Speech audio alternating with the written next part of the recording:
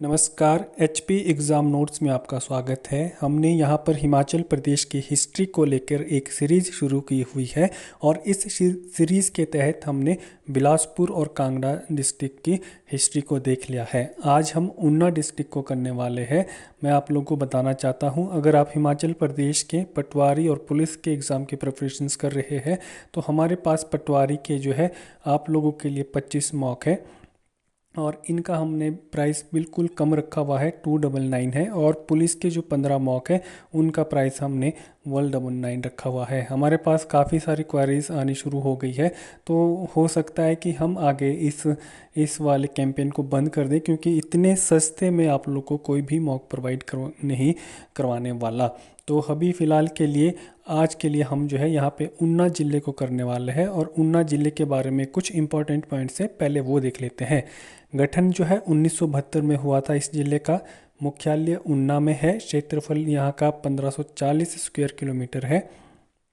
और अगर हम विधानसभा क्षेत्र देखें तो 5 विधानसभा क्षेत्र जो है ऊना ज़िले में है। लिंग अनुपात 976 है। ऊना ज़िला जो है कुल 2 रियासतों को मिला के बनाया गया है। एक है जसवां और दूसरी कुटलैहड़ है। अगर हम जसवां की बात करें तो जसवां जो है कांगड़ा से अलग होने वाली पहली रियासत थी, जो 1170 में अलग हुई थी। ये तो हमने देखा हुआ था।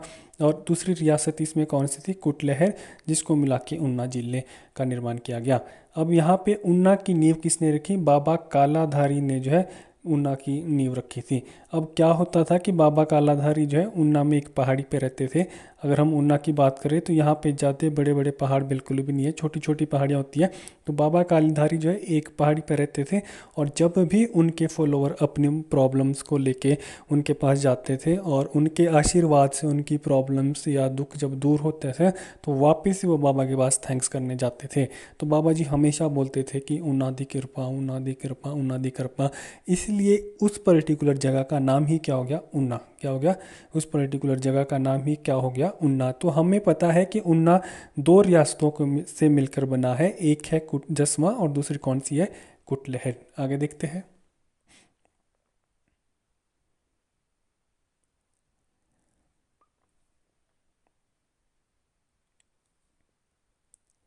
जसवां रियासत के संस्थापक कांगड़ा के कटोच वंश के राजा पूर्वचंद थे, जिन्होंने इसकी स्थापना 1170 ईस्वी में की थी। इन्होंने अपनी राजधानी राजपुर को बनाया। राजपुर अम्ब से थोड़ी ही दूरी पर स्थित है। यह कांगड़ा से अलग होने वाली पहली रियासत थी। पूर्वचंद से लेकर उम्मेद सिंह तक यहाँ पर कुल 27 राजाओं ने शासन किया। और इस रियासत पर कुल कितने? 27 राजाओं ने शासन किया। आगे देखते हैं। मुगल काल के समय यह अकबर की अधीन रही। रियासत मुगल काल के समय अकबर के अधीन रही। अनिरुद्ध चंद्र ने 2 बार मुगलों के साथ विद्रोह किया। राजा संसार चंद ने भी जसवां रियासत पर कब्जा करने की कोशिश की, कब्जा किया, क्योंकि राजा संसार चंद जो है one of the powerful ruler थे। कहाँ के? कांगड़ा। राजा संसार चंद और गोरखाओं के बीच युद्ध में जसवां का राजा उम्मेद सिंह था। समथिंग लाइक दैट कि राजा संसार चंद और गोरखाओं के समय युद्ध के दौरान जसवां का राजा कौन था? उम्मेद सिंह था। और उम्मेद सिंह ने किसकी हेल्प की होगी? जो है गोरखाओं की हेल्प की होगी। यहाँ पे 1815 में रियासत पर जो है सिखों ने कब्जा कर लिया था। प्रथम आंग्ला सिख युद्ध में जो राजा उम्मेद सिंह थे उन्होंने जो है अंग्रेज़ों की सहायता की थी, और द्वितीय आंग्ला सिख युद्ध में राजा उम्मेद सिंह ने जो है सिखों की सहायता की थी। अब सिखों की सहायता करने के बाद जो है अंग्रेज़ों ने उम्मेद सिंह और उसके पुत्र को पकड़कर अल्मोड़ा जेल में भेज दिया था, जहां पर इन दोनों की क्या हो गई थी?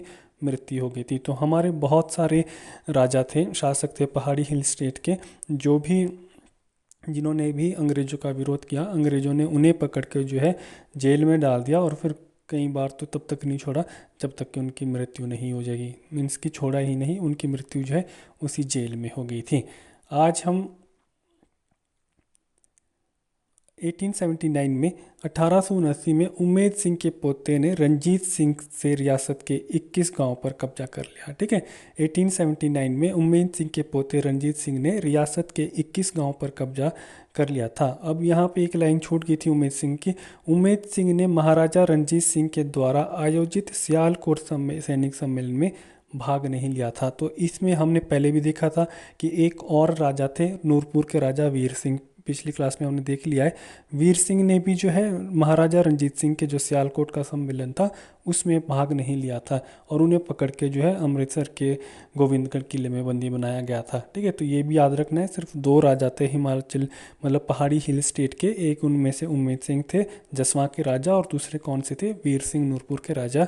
इन्होंने महाराजा रंजीत सिंह के सियालकोट सम्मेलन में क्या नहीं लिया था, भाग नहीं लिया था।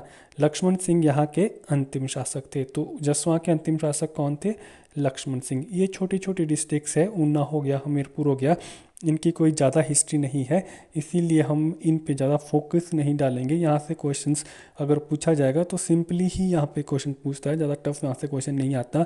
अगर उसने हिमाचल प्रदेश के हिस्ट्री से कोई क्वेश्चन पूछना है तो उसके लिए वो शिमला हो गया, कांगड़ा हो गया, बिलासपुर हो गया, सिरमौर हो गया, मंडी, कुल्लू, चंबा, ये ज़्यादा इंपॉर्टेंट नज़र आते हैं। ठीक है, ऊना कितनी रियासतों से मिलकर बना है, जसवा और कुटलैहड़। तो दूसरी रियासत कौन सी थी, कुटलैहड़। इसका पुराना नाम चौकी कुटलैहड़ था। क्या था, इसका पुराना नाम चौकी कुटलैहड़ था, जो कांगड़ा की सबसे छोटी रियासत थी। इस रियासत पर कुल 40 राजाओं ने शासन किया। जसपाल एक ब्राह्मण राजा था जो बाद में एक राजपूत राजा के नाम से प्रसिद्ध हुआ। तो याद रखना आपने, कुटलैहड़ रियासत का पुराना नाम क्या था, चौकी कुटलैहड़। कांगड़ा की सबसे छोटी रियासत थी। कुल कितने राजाओं ने शासन किया था, 40। ये वाला ज़्यादा इंपॉर्टेंट नहीं है। जसपाल के बेटे चारू ने, ये इंपॉर्टेंट लाइन है, जसपाल के बेटे चारू ने, जो बाद में उदयपाल के नाम से जाना गया, ने भज्जी रियासत की स्थापना की थी। और भज्जी रियासत, कई बार हम इसको भज्जी ठकुराई भी बोलते हैं क्योंकि रियासतों का एरिया तो बहुत बड़ा होता था, ठकुराइयाँ लिटिल बिट रियासतों से छोटी होती थी।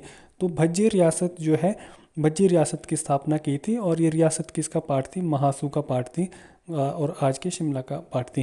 ठीक है, चारू के बेटे चंद्र ने क्या किया, चारू के बेटे चंद्र ने कोठी रियासत की स्थापना की थी। और ये कोठी रियासत भी कहाँ थी, ये कोठी रियासत भी डिस्ट्रिक्ट शिमला में हमें के इतिहास में हम देखेंगे। 1758 ईस्वी में घमंड चंद ने इस रियासत पर अपना अधिकार किया और 1786 में संसार चंद ने रियासत पर कब्जा किया, जिसे बाद में गोरखाओं ने आज़ाद करवाया या छुड़वाया। 1809 में रियासत सिखों के अधीन आ गई थी और इसके बाद इस रियासत पे किसका अधिकार हो गया था, और इसके बाद में इस रियासत पे अंग्रेज़ों का अधिकार हो गया था। लेकिन यहाँ पे पहले देखते हैं, रियासत के राजा नारायण पाल ने 1825 में रणजीत सिंह से कोटवालवाहा किले के लिए युद्ध लड़ा। ठीक है, कौन थे, नारायण पाल। बृजमोहन कुटलैहड़ रियासत के अंतिम राजा थे। कौन अंतिम राजा थे, बृजमोहन। अब यहाँ पे कुछ इंपॉर्टेंट लाइन्स है, ये आपको जो है डायरेक्टली याद करनी पड़ेगी। स्वतंत्रता संग्राम के समय ऊना से सर्वप्रथम 1905 में बाबा लक्ष्मण दास आर्य ने स्वाधीनता आंदोलन में प्रवेश किया था। 1908 में पकड़कर इन्हें लाहौर भेज दिया। ठीक है, तो ऊना से सर्वप्रथम जो है 1905 में बाबा लक्ष्मण दास आर्य ने स्वाधीनता आंदोलन में प्रवेश किया था, जिनको 1908 में पकड़कर कहाँ भेज दिया था, लाहौर भेज दिया था। अब यहाँ पे हम कुछ इंपॉर्टेंट पॉइंट्स देखते हैं ऊना का। जिले के रूप में इनकी इसकी स्थापना कब की गई थी, ये देखते हैं। कुछ इंपॉर्टेंट पॉइंट्स हैं ऊना के बारे में। 1966 से पूर्व ऊना पंजाब के होशियारपुर जिले की तहसील का भाग था।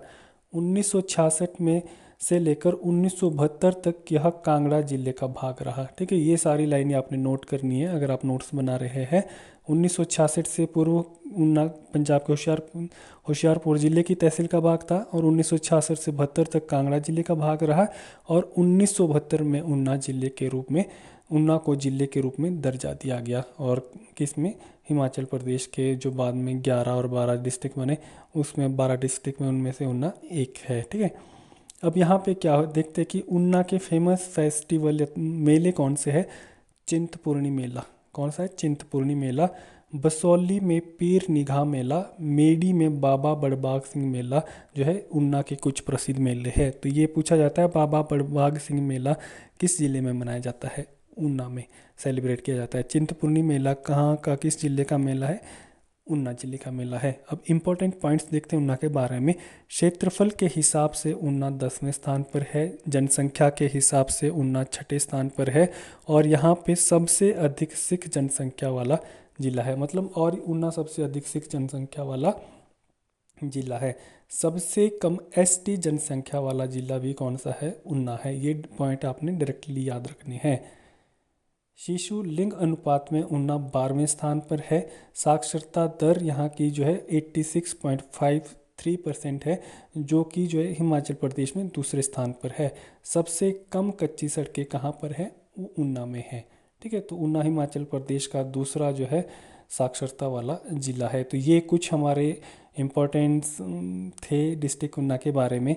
यहाँ से ज़्यादा कुछ क्वेश्चंस नहीं पूछे जाएंगे। अगर कोई क्वेश्चंस और हमसे ऐसा लगता है कि हम ऊना के बारे में भूल गए हिस्ट्री को लेके, तो बाद में जो हम आपको MCQs के सेट लाएंगे उसमें हम कंप्लीट इसको जो है कवर करेंगे। If you people like our work तो प्लीज़ हमारे चैनल को सब्सक्राइब कीजिए।